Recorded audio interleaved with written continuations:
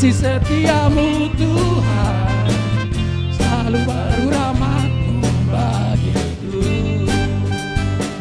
Haleluya. Hari berganti hari, tetap kulihat kasih-Mu, tak pernah berakhir di hidupku. Tuhan Yesus baik, oh sungguh amat baik. Haleluya. Untuk selama-lamanya Tuhan Yesus baik. Tuhan Yesus baik, sungguh amat baik. Untuk selama-lamanya Tuhan Yesus baik.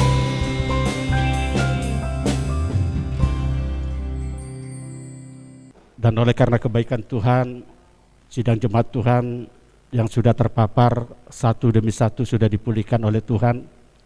Dan pagi ini kita mendengar kabar hamba Tuhan Bapak Sintua kita PC Regar pun sudah kembali. Puji Tuhan.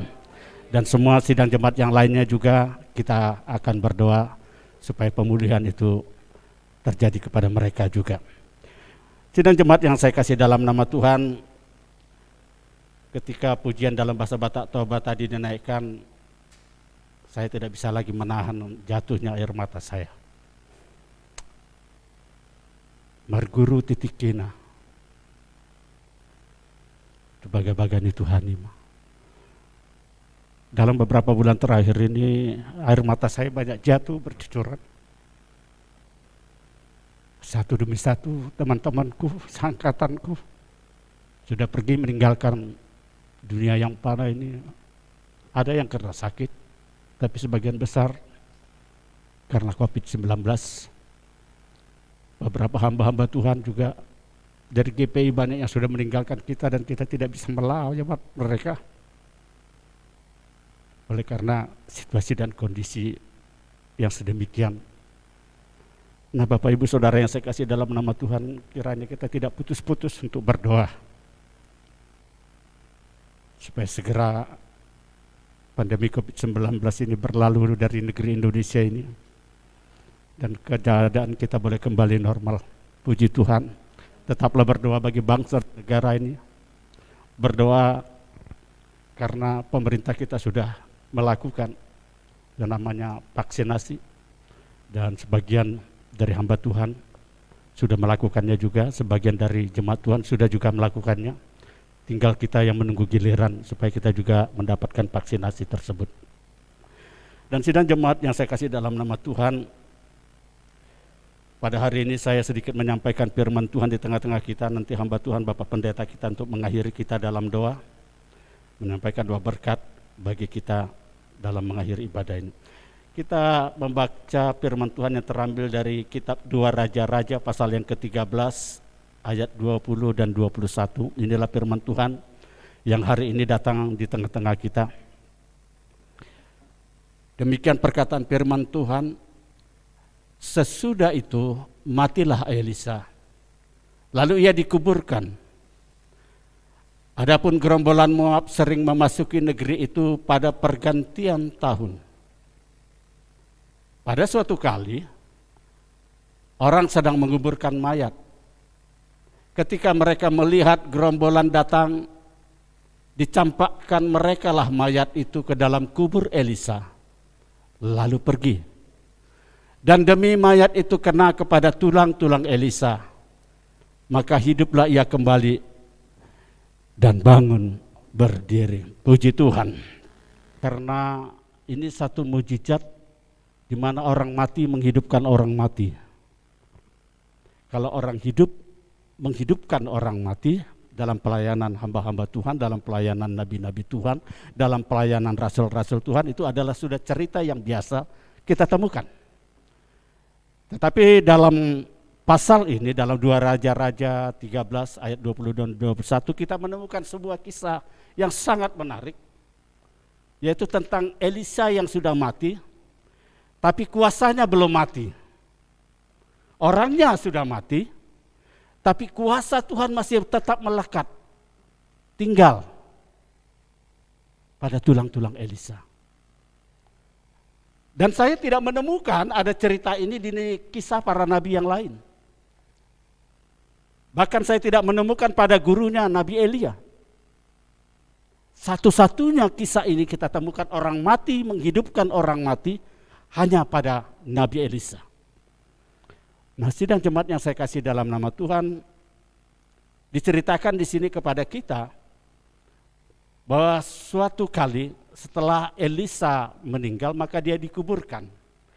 Rupanya pada zaman itu orang-orang Israel masih berperang melawan orang-orang Moab. Nah, yang menarik kita temukan di sini adalah kalau pada waktu itu kuburan Elisa seperti yang kita temukan sekarang, maka peristiwa ini tidak akan terjadi. Kita melihat kalau orang sekarang, Kristen sekarang mati dikuburkan, mereka ditaruh di bawah tanah, ditutup dalam peti lalu ditaruh di bawah tanah. Ini adalah warisan dari Eropa. Jadi sudah ditutup peti, dimasukkan lagi di bawah tanah, ditutup lagi. Kalau itu terjadi pada Elisa, maka peristiwa ini tidak terjadi, saudaraku. Nah, pada zaman itu, kalau ada orang Israel yang mati, mereka tidak dimasukkan ke dalam peti. Umumnya, kuburan orang Israel itu adalah goa, bukit batu, bukit kapur, lalu digali menjadi sebuah gua, dan disitulah kalau ada orang mati diletakkan mayatnya. Dan itu masih terjadi sampai pada zaman Yesus, sampai kepada kematian Yesus. Coba kita buka sebentar dalam Markus 15, dalam ayat 42-46. Markus pasal yang ke-15. Ini kuburan yang masih berlaku sampai pada zaman Yesus. Yusuf pun membeli kain lenan, kemudian ia menurunkan mayat Yesus dari salib dan mengapaninya dengan kain lenan itu. Lalu ia membaringkan dia di dalam kubur yang digali di dalam bukit batu. Kemudian digulingkannya sebuah batu ke pintu kubur itu. Itu ceritanya. Jadi sampai pada zaman Yesus, Yesus itu tidak dimasukkan ke dalam peti mati seperti yang kita terima pada saat ini. Tapi tubuhnya dikapani lalu dimasukkan ke dalam goa. Demikian juga lah yang terjadi pada zaman Elisa ini. Setelah Elisa mati lalu dia ditaruh di dalam goa dan sampai kemudian membusuk dan seluruh habis dagingnya dan tinggallah tulang-tulangnya. Saudara yang saya kasih dalam nama Tuhan Yesus Kristus. Kalau saudara pergi ke Bali, saya kasih tahu informasi kepada saudara, ada satu desa yang bernama Trunyan di Bali. Dan kalau saudara pergi ke situ, di situ tidak ada kuburan, tapi mayat banyak sekali diletakkan di situ, di Trunyan itu. Jadi orang mati di Trunyan itu ditaruh di situ saja. Dan di tempat itu tidak bau. Beberapa kesaksian teman-teman yang sudah pergi ke sana, memvideokannya, memvlognya, mengatakan bahwa waktu mereka melihat begitu banyak mayat bergelimpangan ditaruh begitu saja di desa Trunyan ini, mereka tidak merasa bau. Rahasianya adalah di situ ada banyak pohon kemenyan. Trunyan itu artinya pohon kemenyan. Dan pohon kemenyan inilah yang harum, inilah yang menutupi bau itu. Sehingga walaupun mayat itu sudah busuk di situ, orang tidak merasa bau. Itu ada di Indonesia, di Pulau Bali, di Trunyan namanya. Nah, Bapak Ibu Saudara, itulah yang kita lihat yang terjadi pada Nabi Elisa ini. Bahwa sudah dia mati lalu diletakkan di sebuah tempat, di sebuah gua, dan sampai dia membusuk dan tinggal tulang-tulangnya. Lalu pada suatu hari, ada orang mati lagi. Dan orang-orang Israel lalu membawa mayat ini, maksudnya hendak dikuburkan pada lubang gua yang sama. Tetapi waktu mereka sedang mau melakukan ini, tiba-tiba mereka melihat ada gerombolan orang Moab datang. Entah karena takut atau entah karena apa, lalu mereka tanpa sakramen, tanpa melakukan sakramen apapun, lalu membuang mayat itu begitu saja. Dan yang terjadi adalah mayat itu kena kepada tulang-tulang Elisa, dan Alkitab menginformasikan kepada saya dan kepada saudara, bahwa mayat ini seketika hidup kembali. Puji Tuhan. Inilah kisah yang paling menarik dan paling unik buat saya, ada orang mati bisa menghidupkan orang mati. Nah, saudara yang saya kasih dalam nama Tuhan, siapakah Nabi Elisa ini? Alkitab memberi informasi kepada saya dan kepada saudara bahwa dia adalah penerus dari pelayanan Nabi Elia. Nabi Elia itu adalah gurunya, bapak rohaninya, tuannya, dia sering memanggil tuannya. Dan Nabi Elia kita tahu bukan juga nabi sembarangan. Ada banyak catatan mujizat-mujizat dicatat di dalam Alkitab dalam pelayanan masa Nabi Elia ini. Nabi Elia inilah salah seorang nabi yang pernah bertarung sendiri melawan 450 nabi-nabi Baal. Sendiri lawan 450 di Bukit Karmel. Dan dia menang. Api bisa turun dari langit oleh karena doanya. Dan Elia inilah yang karena berdoanya didengar oleh Tuhan, maka terjadi 3,5 tahun bumi di Israel tidak turun hujan. Terjadi masa kekeringan. Oleh karena dia berdoa, terjadi 3,5 tahun kekeringan, saudara yang saya kasih dalam nama Tuhan. Lalu pada saat itu Alkitab memberi informasi kepada kita bahwa walaupun terjadi musim kekeringan, tapi orang-orang pilihan Tuhan dipelihara oleh Tuhan. Tuhan menyuruh supaya Nabi Elia ini berdiam di tepi sungai Kerit. Kalau sungai berarti ada air minum di situ. Itu minumannya. Lalu bagaimana makanannya?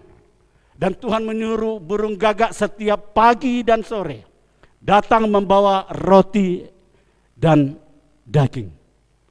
Pagi sore datang burung gagak, bawa roti dan daging. Ini hamburger ini, saudaraku. Roti dan daging itu kalau dicampur itulah hamburger yang kita makan, McD itu. Pagi dan sore di tengah-tengah 3,5 tahun kekeringan, Nabi Elia masih bisa makan hamburger. Pagi dan sore dipelihara oleh Tuhan. Dan yang unik yang membawa makanan ini, gojeknya ini adalah burung gagak. Saudara tahu burung gagak itu adalah karnivora, pemakan daging. Burung gagak itu jenis karnivora, daging dia makan. Tapi khusus untuk Nabi Elia dia tidak berani makan, ini jatahnya hamba Tuhan. Gak boleh dimakan. Jadi yang sudah dijatahkan untuk hamba Tuhan jangan dimakan. Persembahkanlah apa yang baik buat Tuhan, kata Tuhan. Persembahkan juga lah untuk negara, apa yang baik untuk negara. Demikian juga, berikanlah yang baik kepada hamba Tuhan dan berikan juga yang baik kepada jemaat Tuhan. Puji Tuhan. Dipelihara oleh Tuhan. Lalu oleh karena dia berdoa juga kemudian, surat Yakobus mengatakan oleh karena dia berdoa lalu turunlah hujan dan bumi pun mengeluarkan buahnya. Dan surat Yakobus mengatakan bahwa Nabi Elia ini ternyata sama seperti saya dan saudara, manusia biasa saja, tetapi dia adalah seorang pendoa. Dan doanya itulah yang dahsyat. 3,5 tahun hujan tidak turun, ketika dia berdoa bisa turun hujan dan bumi pun mengeluarkan buah. Manusia biasa, kata surat Yakobus, sama seperti kita. Lalu kita menemukan bahwa Nabi Elia inilah yang juga sama seperti Henokh tidak mati. Alkitab mencatat bahwa ternyata Elia tidak pernah mengalami kematian. Yang ada adalah dia diangkat oleh kereta berawan, kereta berapi, yang diangkat oleh Tuhan melalui kereta itu. Tetapi sebelum terangkat, dia berkata kepada hambanya Elisa, jikalau engkau bisa melihat aku terangkat, maka jadilah apa yang kau minta. Saat itu rupanya Elisa sudah meminta, berikan kepadaku 2 bagian daripada rohmu. Itu artinya dia minta penggandaan kuasa Tuhan.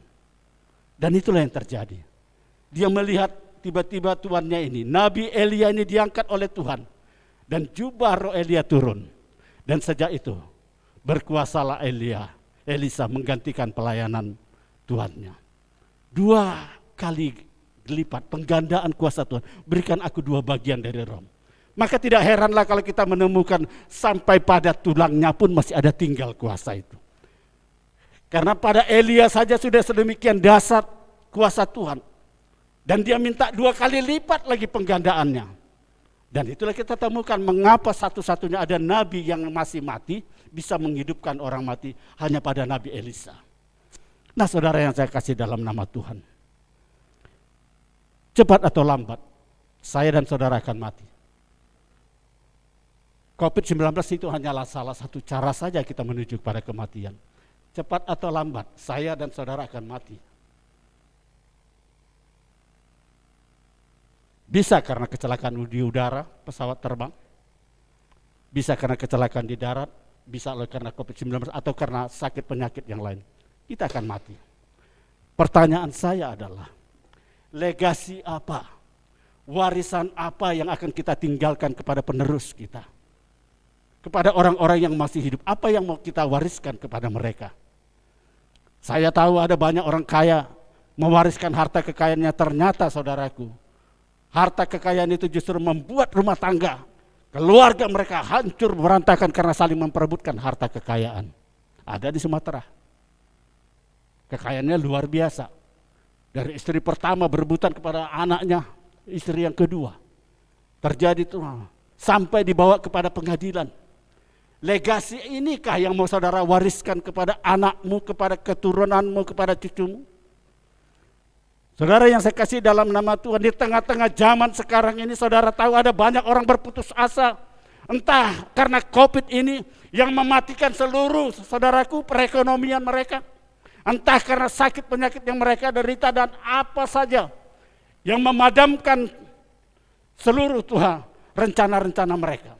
Ada banyak yang sudah di PHK juga. Banyak orang kehilangan harapan. Dan orang ketika sudah putus asa, pepatah mengatakan sebetulnya dia sama saja dengan orang yang sudah mati. Orang yang berputus asa, yang kehilangan harapannya, maka dia sudah berputus asa. Tapi saya ingin ingatkan kepada saudara, ada satu ayat yang sangat menarik. Dan saya ingin kita membukanya dalam Amsal pasal yang ke-10. Ada satu ayat dan saya senang berbagi ini. Dalam Amsal pasal 10 ayat yang ke-7.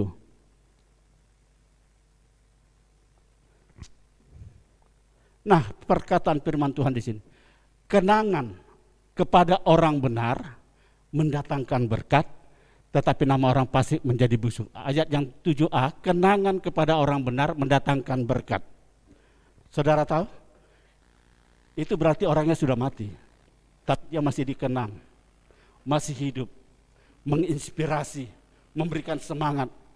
Jadi saudara, inilah yang harus kita wariskan kepada generasi penerus kita. Inilah yang harus kita wariskan kepada keluarga kita. Supaya ketika kita mati, maka ada kenangan yang memberkati mereka. Kenangan itu akan menyemangati mereka. Kenangan itu akan membuat mereka untuk lebih sungguh-sungguh. Saudara, komentar begitu banyak komentar yang sudah disampaikan ketika hamba Tuhan Bapak Pendeta Dr. Jacob Hoai meninggal. Saya termasuk yang memposting.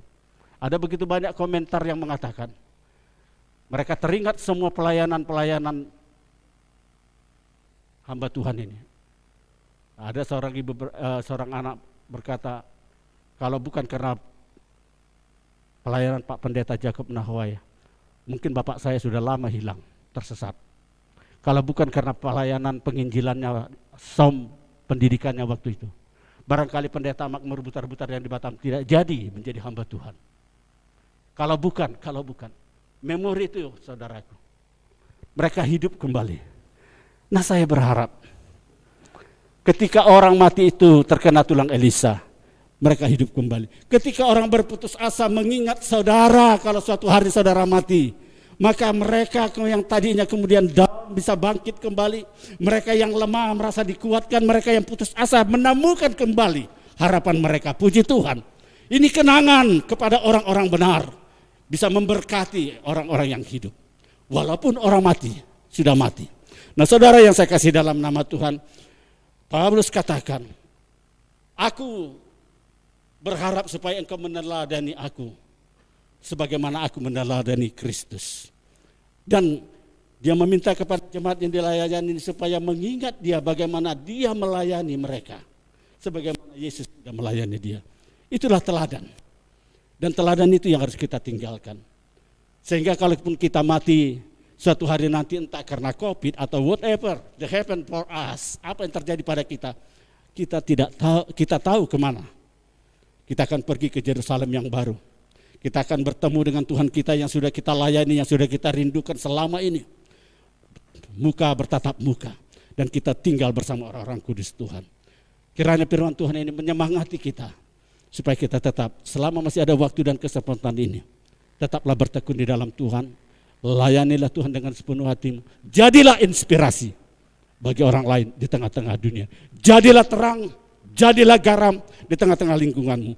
Jadilah supaya saudara bisa menjadi kenangan yang menghidupkan suatu hari nanti orang-orang yang berputus asa.